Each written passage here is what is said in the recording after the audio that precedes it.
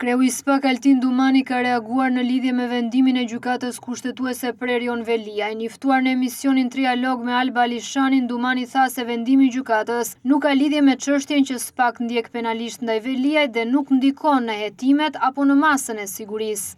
Gjykata kushtetuese ka patur në shqyrtim një objekt tjetër, shkarkimin dhe dekretin e presidentit. Nuk ka lidhje me çështjen që ndjekim ne penalisht. Nuk ka ndikim në hetimet tona apo masën e sigurisë që rëndon ndaj zotit Veliaj. Nuk dua të futem në detaje, është gjykata që vendos nëse vazhdojnë apo jo të qëndrojnë kriteret për masën e sigurisë. Është ajo që shprehet.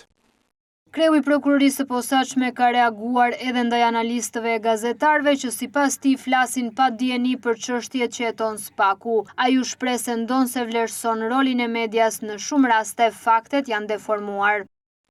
E para unë vlerësoj punën e medjave si përcues të punës tonë të publiku, sidomos gazetarët e terrenit dhe analistët që pasqyrojnë punën e SPAK. Ne jemi të hapur ndaj kritikave. Kur them presione nga media, kam parasysh raportin e KE dhe OSBE për keqpërdorimin e medjave ndaj SPAK. Kemi gazetarë që kanosin prokurorët.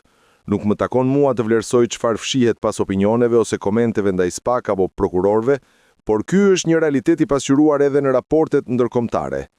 Por ka edhe gazetarë dhe analistë që kanë keq informuar për çështje të caktuara dhe kanë deformuar faktet për hetimin. Nuk din asnjë detaj të hetimit, zero. Shkojnë shumë larg, është fantazi. Por ne prokurorët e posaçëm jemi të përgatitur për të përballuar edhe këtë kërcënime. Ai foli gjithashtu për kërcënimet që marrin prokurorët e posaçëm nga krimi i organizuar, duke pranuar se rastet janë të shumta dhe serioze. Nëse shkojmë tek krimi, kërcënimet janë të shpeshta. Niveli kërcënimeve rritet. Ku ka pasur vend, kemi referuar materiale. Ka forma të ndryshme për të shkuar një kërcënim te prokurori. Janë përmes telefonatave, familjarve apo vetë prokurorëve. Kërcënime me jetë dhe plane për realizimin e atentateve ndaj prokurorëve. Hetimet për rastet kryhen nga prokurorë të tjerë. Ka pasur mjaft dhëna për të shkuar në prokurori. Kreu i SPAK ka folur edhe për kërcënimet që marrin prokurorët e SPAK nga politika.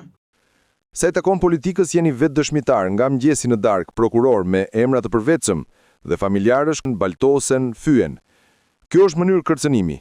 Ne jemi mjaftueshëm të përgatitur për t'i përballuar këto kërcënime. Ky është një realitet që s'mund të rri pa e thënë.